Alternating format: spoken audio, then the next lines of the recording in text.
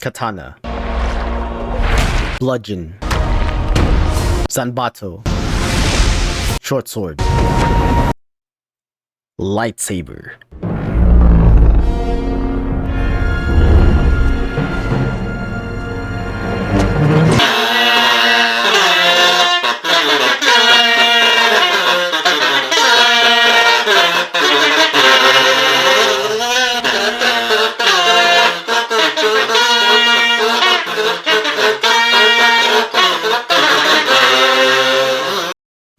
Welcome back to my Blade Master Guide.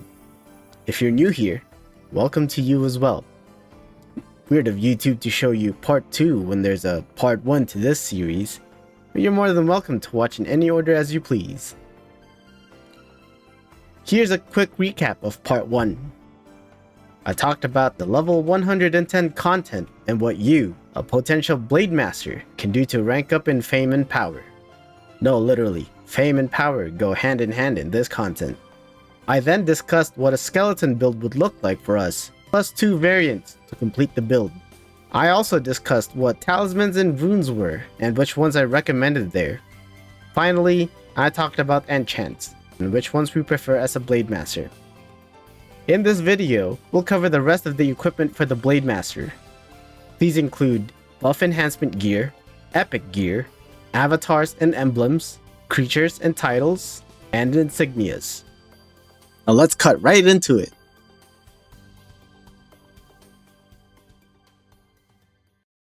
Your buff enhancement, located in your item inventory window, lets you equip a separate set of gear that will improve the effects of your main buff skill.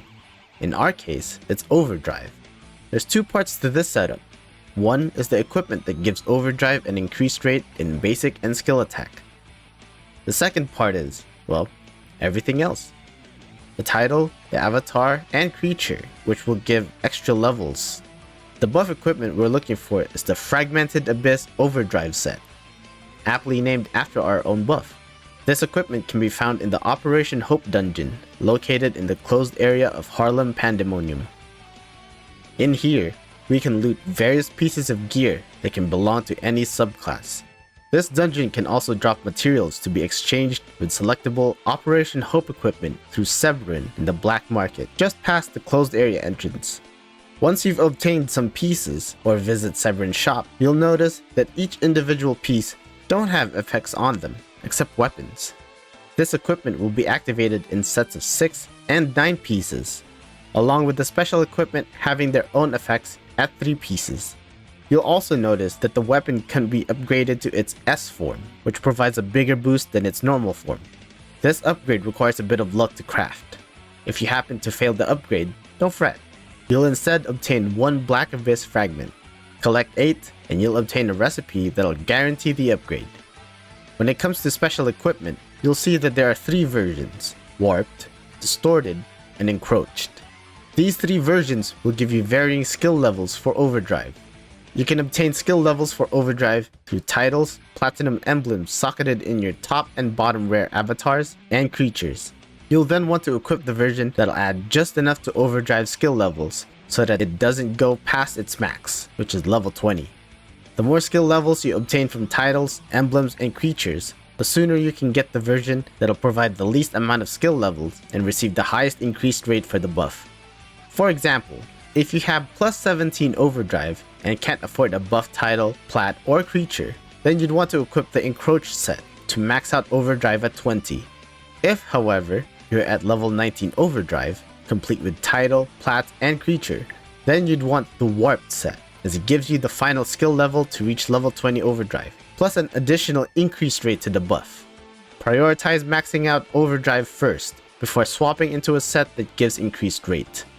Once you've acquired the necessary buff equipment, simply open your buff enhancement window, select the overdrive buff, checkmark means it's select the applicable buff equipment and any other buff related titles, emblems, and creature you have, and hit confirm.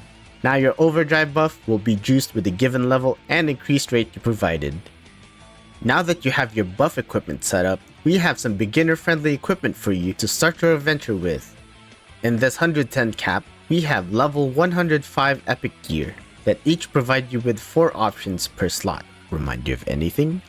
These options have a huge pool of variants, and the key here is to find synergy among these options to the epic equipment's item tags. Luckily, we have DFOpedia, which is located to the right of your equipment inventory, as well as the Goal Equipment Guide, located under the guide icon when you open the main menu via the escape key under the Goal Equipment tab.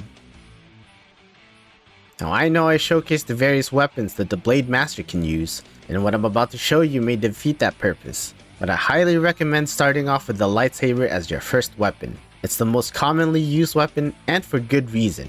It's got great DPS output from inflicting shock and low CDR from equipping a lightsaber and through the lightsaber license. And it feels nice and fast with its high base attack speed and additional attack speed from various passives. You have the Force. You have the lightsaber. This can't be a coincidence.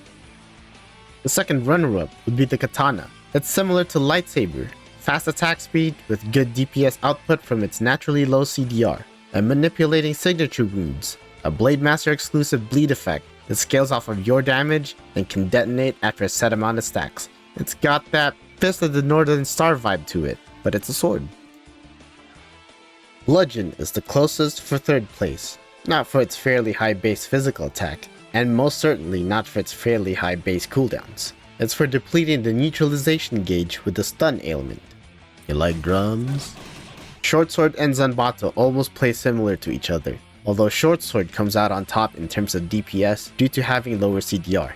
Zanbato, on the other hand, wants to be this heavy burst weapon with its high cooldowns and low attack speed.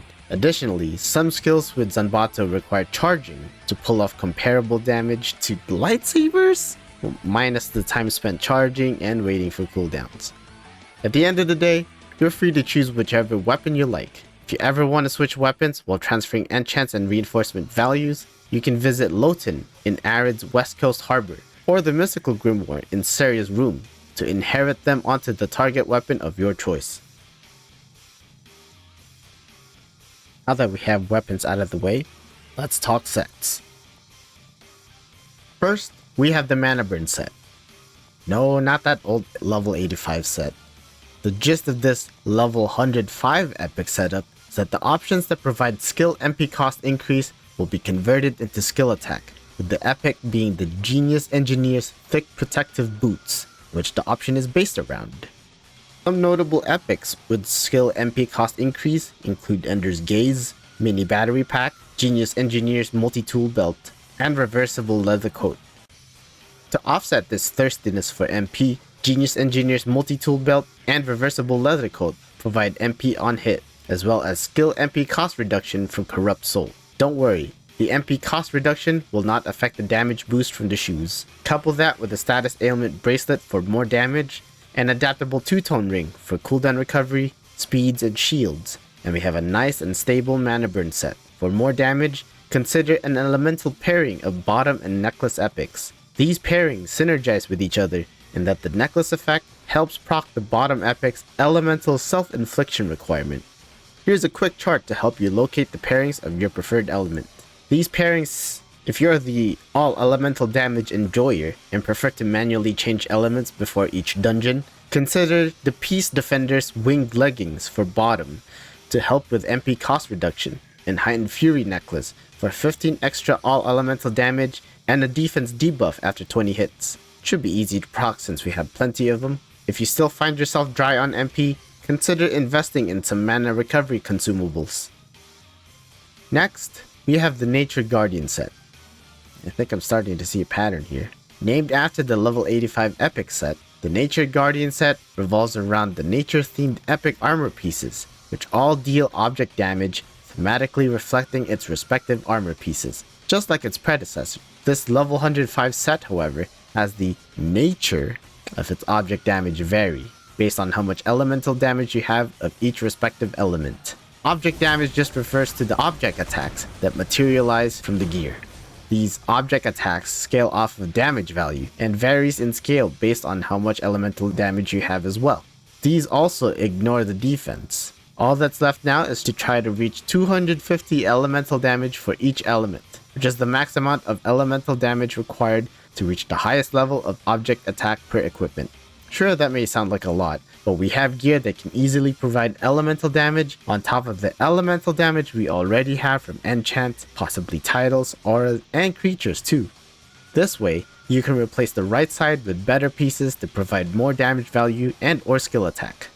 Right off the bat, we have 25 all elemental damage from the bottom, plus 15 per element, and 100 from budget enchants. That's already 140 all elemental damage. We're already more than halfway towards the 250 requirement, and we haven't yet included possible elemental damage from titles and creatures.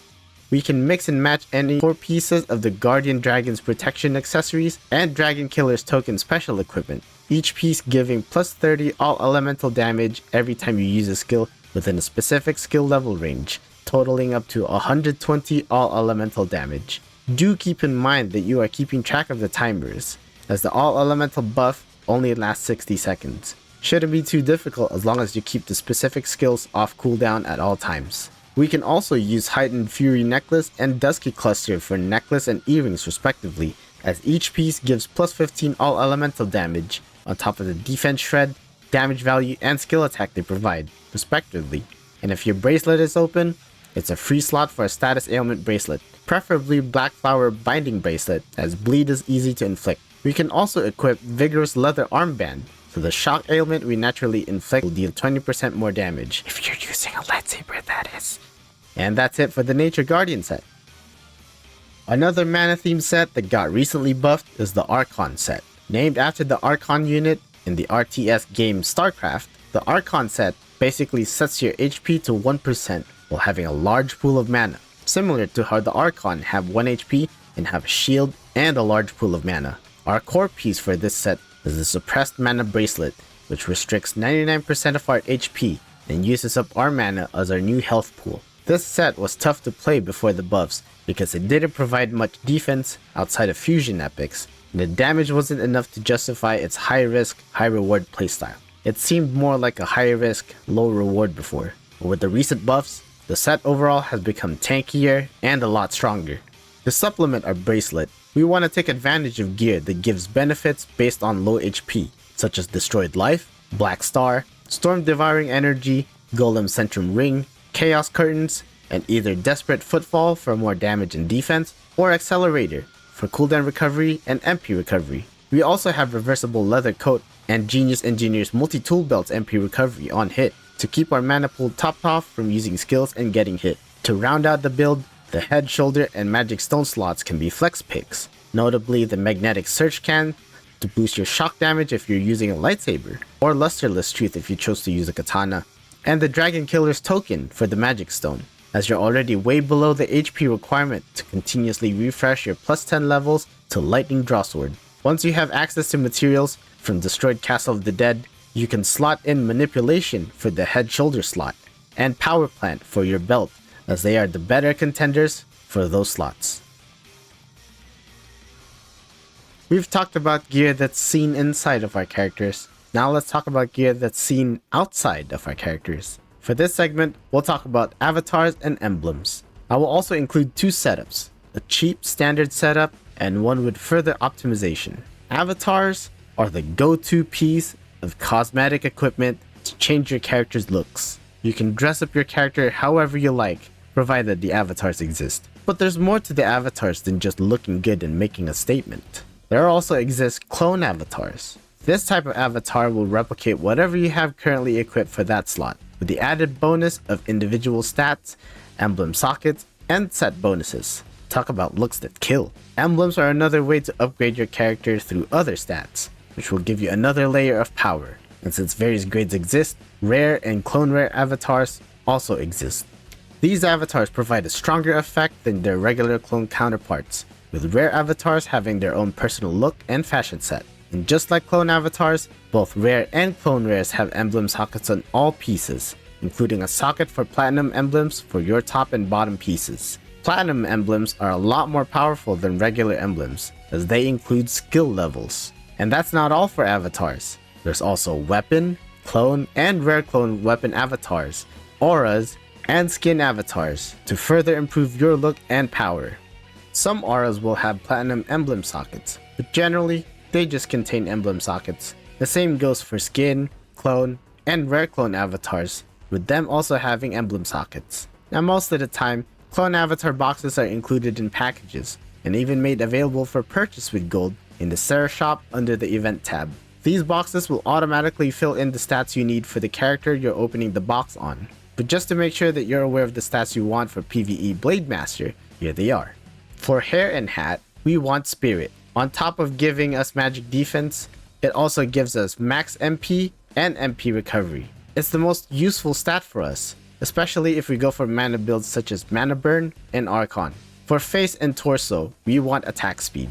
More attack speed equals faster attacks and skill animation. For top, we have Overdrive for our buff enhancement, and Sword Key Master as our equipped avatar for extra optimization. Extra levels mean higher numbers. For bottom, we generally want HP max, as it yields better effectiveness for us in the long run than any of the defense stats. While running with a party, especially with satyrs, they provide us with lots of defenses, so HP max has good mileage on it. For waist, we want evasion. Yes, even with that small amount, monsters and bosses can still miss their attacks. For shoes, we want strength for that extra little bit of damage boost. If you prefer running faster, movement speed is also viable. For emblems, we want to prioritize maxing out our physical crit chance over strength, followed by attack and or movement speed.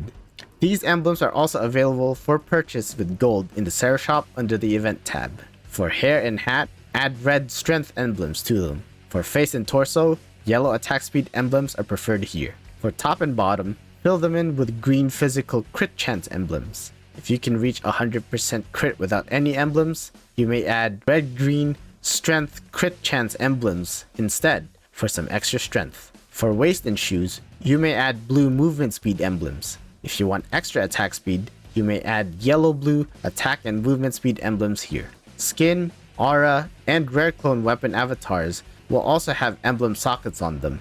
I recommend adding strength emblems here, but you may also add attack and or movement speed emblems here as well. Up next are the creatures and titles. Obtaining them can be tricky, as the viable ones come with certain packages, like the current Neo Awakened Ones package. Just like the top avatar, there's two options we want, one for Overdrive and one for Sword Key Master.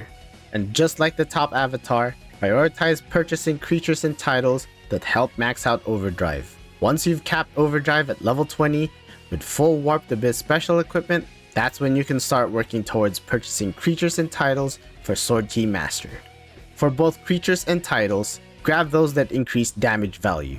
If you can nab one with both damage value and levels to Sword Key Master, fantastic. Finally come to Insignias. This piece of equipment can be obtained normally through a guild shop, which implies joining a guild, of course. Once you've joined a guild, perform guild tasks and complete guild dungeons to obtain guild coins, currency exclusive to guild members. Once you've acquired enough guild coins, visit the guild hideout in Elvingard to purchase a perfect insignia of protection from Courtier region. This insignia comes with physical attack and strength, which is perfect for the Blade Master. Insignias may also be reinforced through Court Supplier Andy to increase strength, intelligence, vitality, and spirit. Once you purchase your insignia, you'll notice that it has 4 sockets. These are reserved for gems, sort of like emblems for an avatar piece. However, these gems provide a variety of stats, from elemental damage to physical crit chance to speeds. However, you may only socket in one gem with a unique stat, meaning you cannot socket in multiple gems of the same stat. This means no double fire damage gems or double attack speed gems. Here's a priority checklist for you to go over. Is your physical crit chance maxed out? If not, grab one. Grab your preferred elemental gem of choice. If you're running the Nature Guardian set, grab one of each element. For the final 2 sockets, place attack and movement speeds here. And that's about it for Insignias. Blade Masters are fast-paced and action-packed, and has lots of potential to shine in the party. They have combos, utility, and mobility to boot. And the fact that they have 5 weapons to choose from means that you can always change your playstyle if you're feeling spicy one day. I may be biased since this class is my main, but come on. The idea of slicing enemies with a bludgeon? That's gotta be impressive.